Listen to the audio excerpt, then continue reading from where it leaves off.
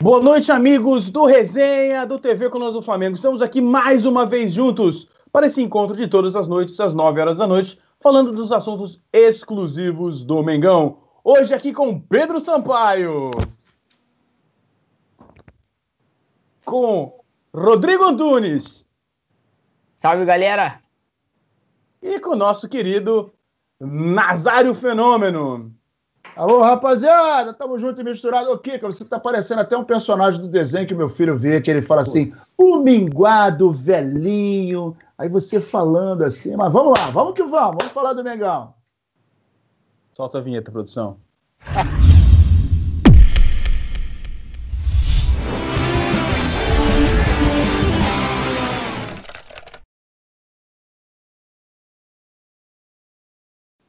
Estamos de volta, eu com cara de desenho animado, aqui Nazário, Pedro e Antunes, hoje para debatermos um assunto específico.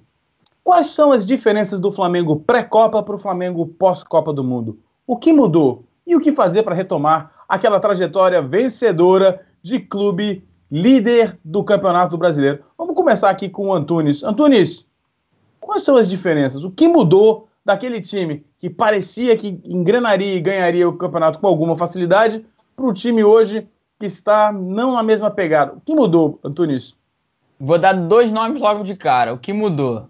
Lucas Paquetá e Vinícius Júnior. Para mim, é os que estão fazendo falta. O Vinícius Júnior saiu e o Lucas Paquetá, o rendimento dele caiu bastante e, consequentemente, o time também, o rendimento caiu junto com ele. Com a saída do Vinícius Júnior e com a queda de rendimento do Lucas Paquetá. Eu acho que os dois aí estão fazendo falta, né? Apesar do Lucas Paquetá ainda estar conosco, mas, cara, o rendimento dele caiu muito, muito, muito. Se ele voltar o que era, e agora com a chegada do Vitinho, se ele explodir também aí, começar a jogar bem de novo, aí eu tenho certeza que o Flamengo vai retomar. Mas eu acho que para mim, meu ponto de vista, eu acho que é a principal falta, né? A principal diferença, para mim, seria essa. Como diria, Nazário, nosso amigo Bruno Petti, agora que o Vinícius Júnior não está mais entre nós, você acha que ele é a grande perda, o grande fator da mudança aí de comportamento, atitude, pegada do Mengão antes Copa para o pós-Copa?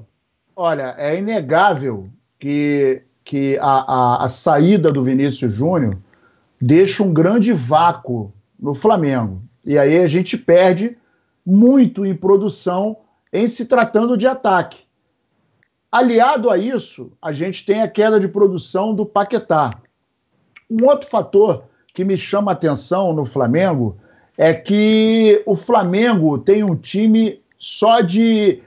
o bad boy é o cara mau em inglês. E o cara bonzinho, como é que fala? Good boy. Good boy, good boy. Então, tem muito good boy no time. Tem muito good boy. Por exemplo, no jogo contra o Vitória, no Barradão, o nosso querido árbitro, o senhor Wagner Rei, ele roubou a cena naquele pênalti inexistente e expulsou o Everton Ribeiro naquele momento. E a gente notou que o Flamengo, ele não consegue, o time do Flamengo, por ser um time de muito good boy, a galera não tem muita maldade. Eu acho que faltava um maluco. Eu sou a favor de que falte um maluco, não para desagregar o elenco, não é isso. Mas tem que ter um cara para meter o dedo na cara, um cara que seja um xerifão, um cara meio maluco, quase Felipe Melo, para que isso não possa ocorrer novamente. Então, em alguns momentos, o Flamengo perde a medida, o Flamengo fica meio que sem reação.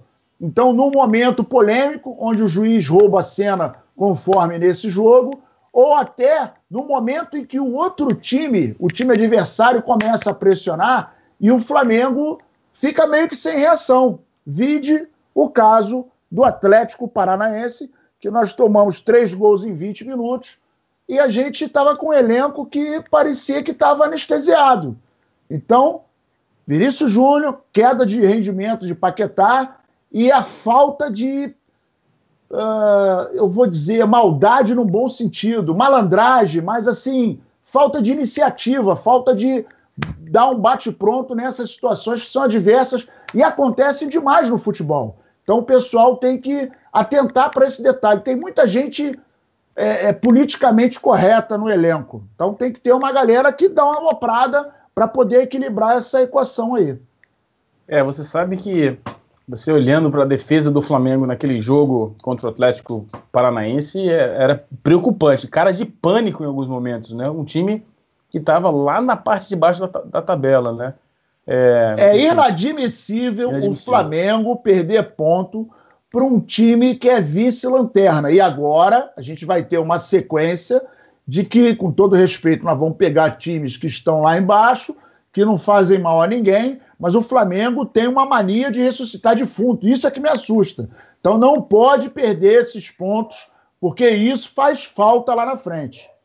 Para mim, o mais inadmissível não é nem perder os pontos, Nazário, é jogar do jeito que jogou, né, cara? A defesa do Flamengo, você olhava pra cara, parecia cara de cachorro que peidou na igreja, sabe? Aquela cara assim de assustado, no meio do sermão o cachorro entra e peida, né? E todo mundo fica, o cachorro olhava pros meninos, inclusive quem vinha jogando bem. Sampaio, qual foi a grande fator, na sua opinião, para a alteração aí do Flamengo vencedor no primeiro turno para o Flamengo pré-Copa, diria eu? Pré-Copa para o Flamengo pós-Copa meio cambaleante. Boa noite, Antunes. Boa noite, Nazário. Boa noite, Kika. Boa noite, pessoal. Bom... Espetáculo de poltrona, hein? Espetáculo. Sempre prezando pelo conforto, né, na hora do programa. Então, voltando, né, à questão da variação do pós-Copa e, enfim, em relação ao antes, eu nem vou tanto na questão do Vinícius Júnior enquanto o Vinícius Júnior, né? O que ele estava jogando em si, porque ele oscilava bastante, mesclava uma partida muito boa com outras muito ruins. Então, é muito mais, na minha opinião, o estilo de jogo que ele tinha do que propriamente o nível que ele apresentou até o momento. A gente trouxe, né, o Vitinho. E a gente trouxe o Vitinho quando? No final da preparação para a volta. Ou seja, ele não teve o tempo adequado de se adaptar ao time, nem o time se adaptar a ele. E ele é um jogador com características bem diferentes do Vinícius Júnior. Ele é um jogador que tende mais a puxar para o meio para bater forte de fora da área. Ele não tem a mesma velocidade, ele não dá a mesma profundidade que o Vinícius Júnior dava, e o time estava acostumado com isso. Fora isso, a queda do Paquetá é visível. Apesar disso não me preocupar tanto, porque eu acho que mais cedo ou mais tarde ele retorna. Ele é um garoto que passa a ser bastante focado na carreira, talentosíssimo, tem cheiro de vitória, você vê que ele se incomoda quando o Flamengo está perdendo, ele gosta de ganhar. E até o início da Copa, para mim, ele era o melhor jogador do futebol brasileiro em atividade. E outra coisa também que as pessoas não vão gostar muito de ouvir, mas é verdade. Outra polêmica, né? O rapaz da polêmica, né? Todo programa aqui, no último resenha que ele participou aqui na quarta-feira, foram 2 polêmicas, mais uma polêmica aí para o nosso amigo Sampaio. O René caiu muito de produção também. E o René, até a Copa, ele era, sim, o melhor lateral esquerdo do campeonato. Parei.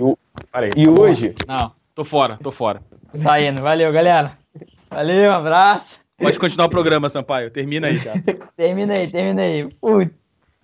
Inclusive no SofaScore, né? Quem usa lá o aplicativo para verificação de dados dos jogos do Campeonato Brasileiro, até hoje ele é o que tem o melhor nota geral do Flamengo no campeonato.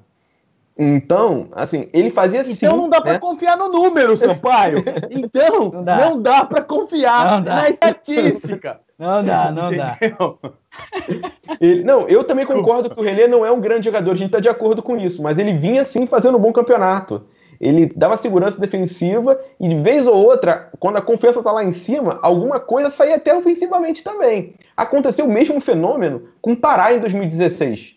Mas aí, deixa eu te provocar. Na minha primeira participação aqui no Resenha, quando eu era convidado, o Pará estava jogando bem. E eu falei no programa, o Pará é um jogador mediano num grande momento.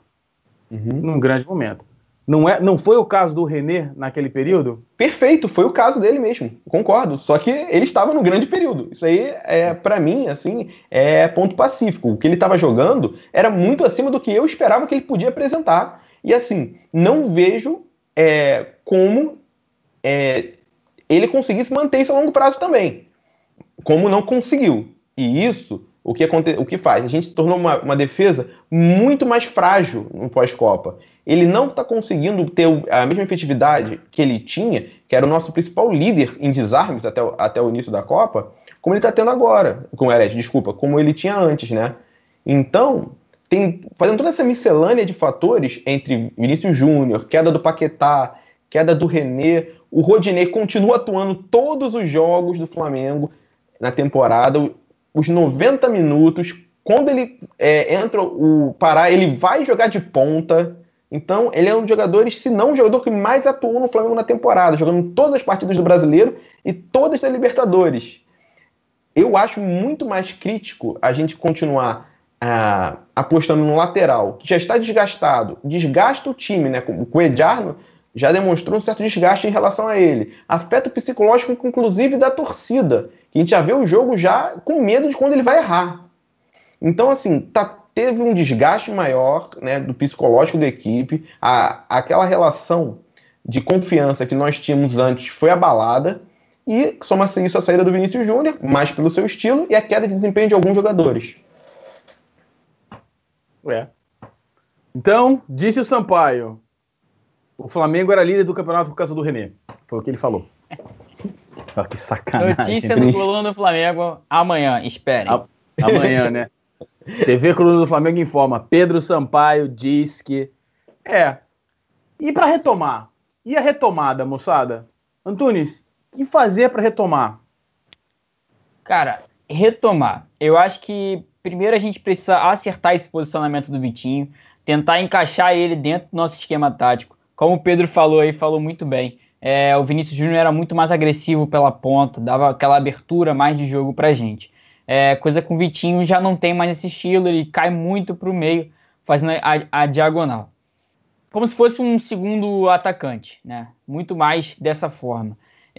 Então, para mim, deveria primeiro acertar esse posicionamento do Vitinho, porque o Vitinho não dá para dispensá-lo de uma forma que, vamos deixar ele no banco, deixar ele largado no banco. Não, eu acho que ele veio, o Flamengo fez um investimento muito grande, aposta na qualidade técnica que ele tem, e eu acho que ele tem que estar em campo. Mas para ele estar em campo, o Flamengo, o Barbieri principalmente, precisa ajeitar esse esquema tático aí, para que ele se encaixe no nosso esquema tático. Eu acho que é mais questão de posicionamento mesmo, tá? Não vejo muito como, tem que mudar o esquema tático. Não, para mim é questão de posicionamento e também os que estão ali no meio, não só no meio, mas quem estiver no ataque, saber jogar com ele, né? Porque é um estilo totalmente diferente com que eles já vinham acostumados no pré-Copa. Eu acho que para mim seria a primeira coisa mais importante que a gente tem que fazer. Eu acho que agora seria isso. Agora, e outra seria os nossos laterais. Cara, o Rodinei é um jogador mediano, o René, para mim, é até um pouquinho mais abaixo, e estava numa boa fase, o René estava até numa fase muito melhor do que o Rodinei, mas eu não vejo o René como um grande lateral, como um jogador que a gente pode falar assim, um jogador bom. Não, para mim não. Eu vejo ele como um jogador regular, apenas. Não consigo enxergar ele um jogador excelente que a gente possa contar com ele. Não, para mim é jogador de banco para compor elenco, que nem o Rodinei. Rodinei é a mesma coisa. Compor elenco. Tá precisando do cara? Um jogo? Bota o cara. Entendeu? Tomou 2 cartões amarelos, tudo mais? Bota o cara. Isso, não vou me importar. Mas o Flamengo precisa de 2 laterais que joguem e que dê uma sequência boa.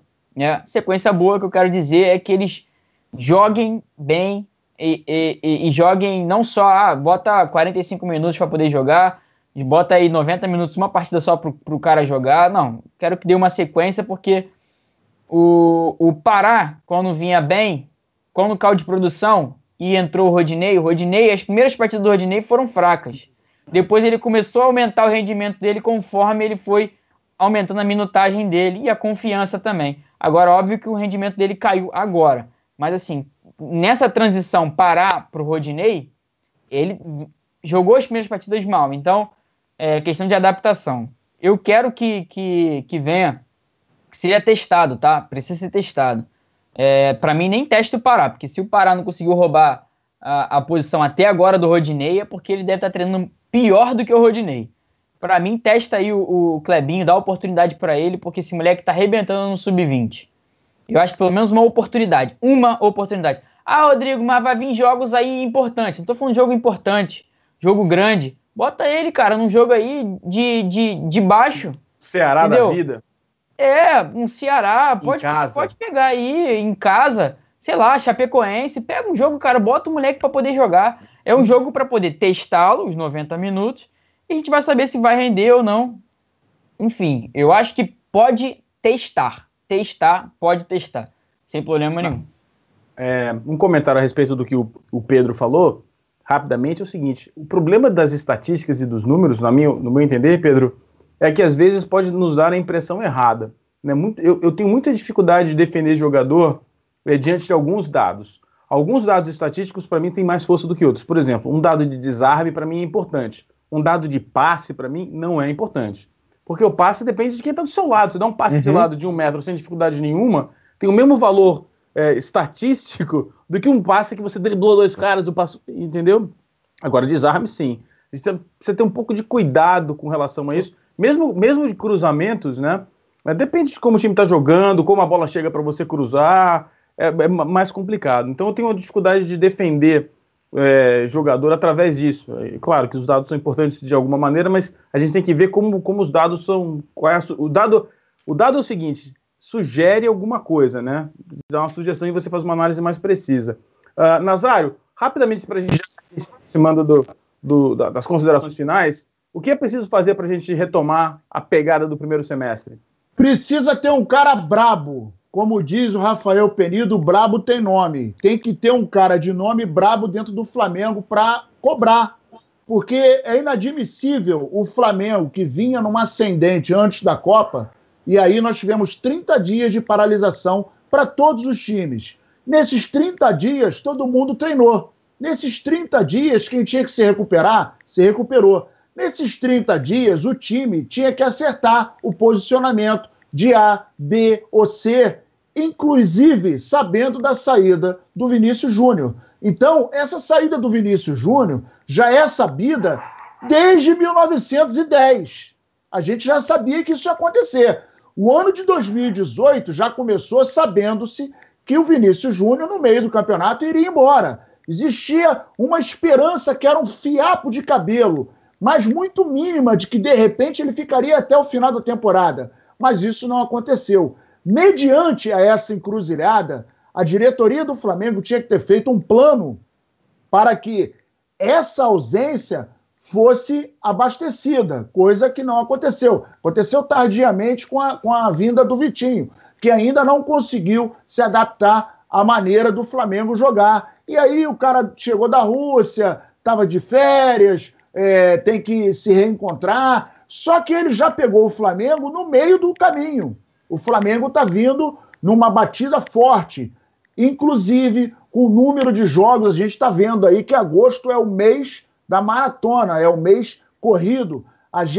Os times que estão jogando pouco, estão jogando de 6 em 6 dias. Os times como o Flamengo, que está disputando vários campeonatos, um atrás do outro, está jogando de 4 em 4 dias. Com um detalhe, joga hoje, amanhã é folga, aí tem mais 3 dias.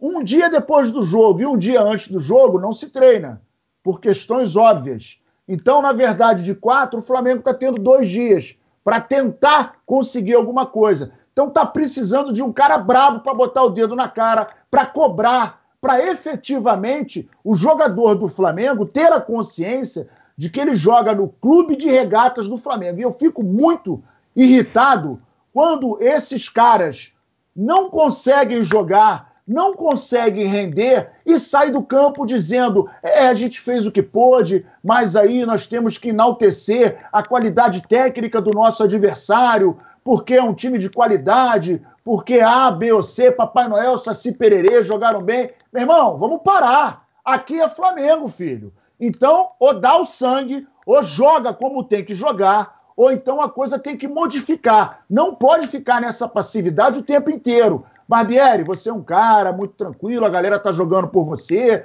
tá correndo por você, ok. Mas no momento em que a gente perde, do jeito que tá perdendo, e aí eu vou falar do jogo contra o Atlético Paranaense, aqueles 3-0 estão por aqui, eles estão engasgados, o time não pode se comportar dentro de campo, e aí a gente está falando do Flamengo. Não pode se comportar daquela maneira passiva dentro de campo. Tomar 3 gols do Atlético Paranaense, com todo respeito, mas é o vice-lanterna, num escopo de 20 times, ele está lá embaixo e nós estamos lá em cima. Não pode tomar 3 gols em 20 minutos e não ter capacidade de reação. E a leitura do Barbieri nesse jogo demorou demais para que ele pegasse essa leitura e tivesse um poder de reação. Agora é daqui para cima. Lembrando que em 2009 nós estávamos a 7 pontos do primeiro colocado. Aí vai ter gente que vai falar, pô, Nazário, mas aí a gente tinha Pet, a gente tinha Adriano, etc, etc, etc. Ok, mas hoje o Flamengo tem um dos melhores elencos do Brasil. Hoje o Flamengo tem um CT maravilhoso, tá tudo em dia, tá tudo certo. Então, o que esses caras têm que dar, o mínimo em campo, na minha opinião, é sangue, é raça, porque é assim que a gente conhece o Flamengo. Então tá faltando, além disso tudo que eu falei, um cara brabo para botar o dedo na cara, chegar metendo o pé na porta dentro do vestiário e falar pros caras, meu irmão, vamos jogar que aqui é Flamengo, porra. Então, Pedro, para você finalizar aí, rapidamente, realmente rapidamente, tá faltando um bravo? Você acha que esse é um dos problemas? Olha, assim, eu tendo um pouco a fugir desse tipo de questão, porque eu acho um pouco subjetivo, né? Às vezes realmente falta, às vezes não falta. Eu não sei como é o dia a dia do trabalho lá dentro, né, dos treinos, para ver como são a cobrança interna dos jogadores. O Rodolfo, por exemplo, com o Viseu, eu acho que eles passaram totalmente do ponto, inclusive desrespeitando até a instituição na comemoração do Viseu. Eu acho que falta, sim, às vezes, uma compreensão melhor de entender que quando a gente poupa um jogador, poupa 2, 3, não quer dizer que aquela partida é menos importante por isso. Os outros jogadores não devem se poupar em campo porque tem gente sendo poupada fora dela, fora do campo. Então, além do mais, tem a questão que o Antunes pontuou muito bem de posicionamento e adequar o Vitinho dentro do esquema mais adequado, né, para ele render. A questão que eu pego é justamente quando vamos fazer isso? A gente não treina. A gente joga final de semana, meio de semana, final de semana, meio de semana direto. Um comparativo. O Mauro César da ESPN, ele falou recentemente que o Flamengo vai jogar, o Internacional jogará 56 jogos apenas até o final da temporada. O Flamengo deve passar dos 70. A diferença de físico, né, desgaste físico é muito grande nesse caso. Então, a gente vê também uma queda do desnível físico, né, uma queda do físico do Flamengo, enquanto os clubes como o Inter e São Paulo, que estão tendo tempo para se recuperar de jogos, ainda mantém o jogo até o último segundo lá no alto. Paralelo a isso, a gente tem que urgentemente entender que jogo em casa a gente tem que vencer e jogo fora de casa a gente não pode aceitar tomar 1 gol, 2 gols no início. Mais do que propriamente a derrota para o penúltimo colocado, Atlético Paranaense, a maneira como foi feita. Como você mesmo pontuou, Kika, lá no início, o time parecia assustado. Em 20 minutos, tomar 3 gols de um ataque tão inoperante ao longo do campeonato é um absurdo sem tamanho. Eu não me lembro, na verdade, de uma situação igual a essa, de tomar 3 gols tão rápido de um time tão mequetrefe. Eu, honestamente, de cabeça rápida, assim, não lembro. Na campanha de 2009, a gente foi goleado, também foi campeão, foi. Mas são estrela cadente. Você vê uma vez aqui, outra você não sabe quando vai ver de novo, né? Então, o quanto antes a gente retomar o rumo, entender que quando se poupa, não quer dizer que o jogo é menos importante, e sim, pelo contrário, a gente está poupando justamente para botar aqueles que estão com maior qualidade física em campo, né, para justamente que a gente quer ganhar todas as competições ao mesmo tempo, e não a gente está abrindo mão de uma ou de outra, a gente tem muito mais chances de retomar no Brasileirão.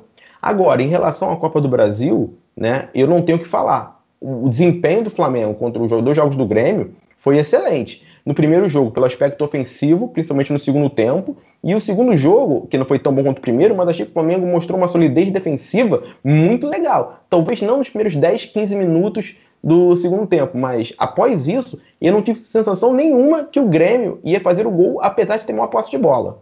Então, moçada, queria agradecer aos nossos debatedores, muito obrigado pela opinião de vocês. Lembrar aos nossos amigos aqui do TV Coluna do Flamengo, deixe seu comentário, diga a razão pela qual você acha que o time parou de produzir no período pós-Copa e quais as razões para o time estar produzindo bem no período antes da Copa. Deixe lá o seu comentário, nós vamos aí fazer o esforço para responder ao maior número de comentários possível. Obrigado pelos comentários aí, o Pedro Sampaio, Roberto Nazário e Rodrigo Antunes. Obrigado a você que nos acompanhou. Deixe o seu like, compartilhe o canal, o link do canal, o link do vídeo. E se inscreva, marque a notificação e faça parte dessa família que hoje já tem mais do que 150 mil pessoas. Obrigado a todos vocês, boa noite, até a próxima.